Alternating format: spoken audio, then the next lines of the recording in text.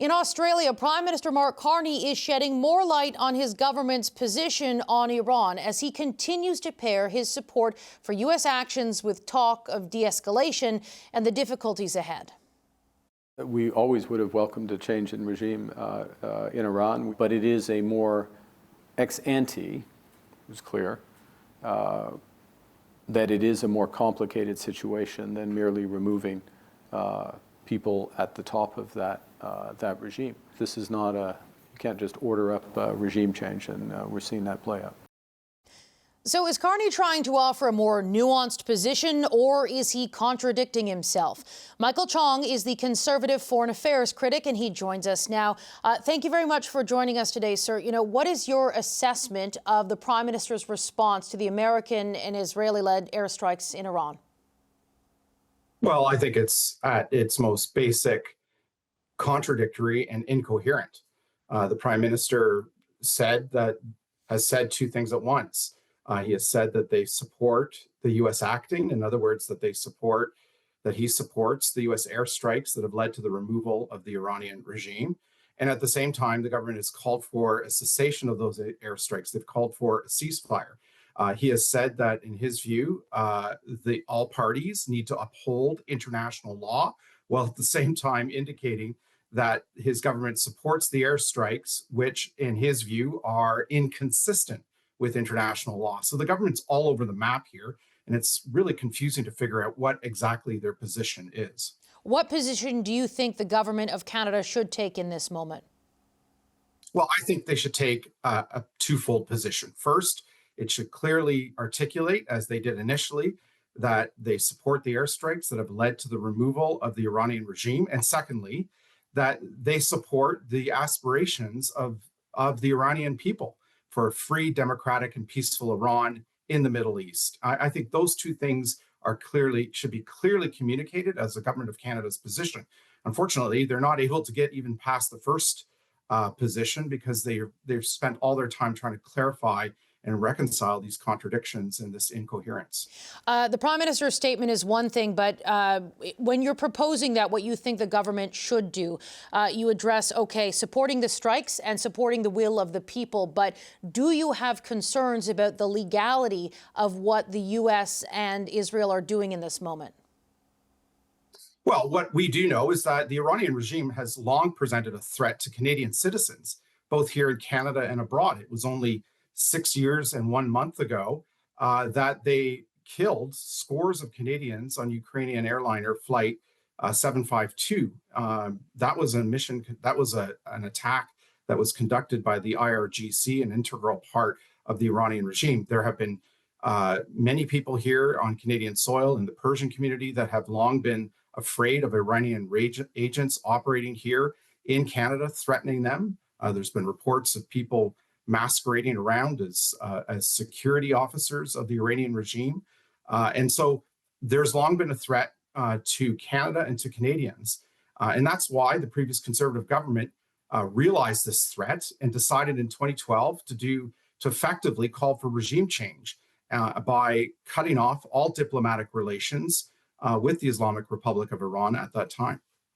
Is there anything that you've heard from either U.S. President Donald Trump or the Defense Secretary Pete Hegseth that gives you any sort of pause about what the U.S. mission is right now? Well, look, we can just look to history. I know one thing for sure. At the end of the Second World War, we had no idea about what the plan was in Europe. In fact, the initial plan, the Morgenthau Plan, was the exact opposite of what eventually became the Marshall Plan. And so I think it's too early to decide right now what the outcome of this will be. Suffice it to say that we support the removal of the regime, which was a force for instability in the Middle East for so many decades, and a threat to Canadians both here and abroad. And so we'll have to see how the situation evolves in the coming days. But at the end of the day, what we should be all working toward and we should be all calling for is a transition that fulfills the aspirations of the Iranian people for a free, democratic, and peaceful Iran in the Middle East.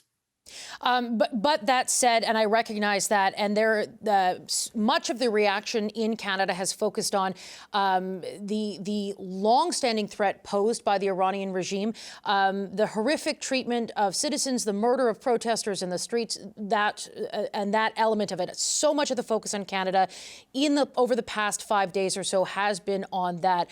But when we look at the way that U.S. President Donald Trump and this Defense Secretary Pete Hegseth are carrying this out, is there anything that they're saying that again gives you pause?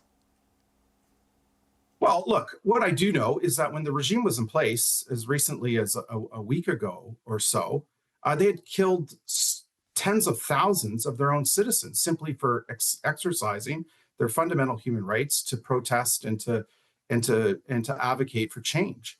And so, the situation that we're in right now is quite fluid. We'll have to see how it evolves in the coming days. Whatever takes us toward a peaceful, democratic, and free Iran is what we should be supporting. I don't know exactly. I'm not privy to the intelligence that the United States has in its ongoing operations and what exactly they're doing on an operational basis. That will come out in the fullness of time. But what I do know is that the Canadian government should take a clear position on this matter. Last month on this program, your caucus colleague, Shuvaloy Majumdar, mentioned his time in Iraq and Afghanistan in the 2000s. And he said, quote, "I've seen American adventures go badly, and I don't think anybody wants to repeat those lessons." Do those comments from a month ago, do they represent the Conservative position in this moment? Yeah, we have to be cautious about what comes out of all of this. But at the end of the day, I go back to the original point. We support the removal of this regime from power. It was a decision, a position that Conservatives took 14 years ago in 2012 when we decided to sever diplomatic relations with the regime. The severing of diplomatic relations is essentially a position a government takes when it wants to see a regime, a government removed from power. And here we are 14 years later, and it has happened. And so once the dust settles, we now have to support the transition to a government in Iran that serves the Iranian people and that is a force for stability and peace in the Middle East. And that is our clear position on the matter. It has been our position for many, many years now. What role do you think Canada could play as this situation evolves? Mark Carney has said that there's no plans for Canada to get involved in the military aspect of this. But as we look forward to what you talk about, some sort of whatever the stability is going to be, what role can Canada play from your perspective?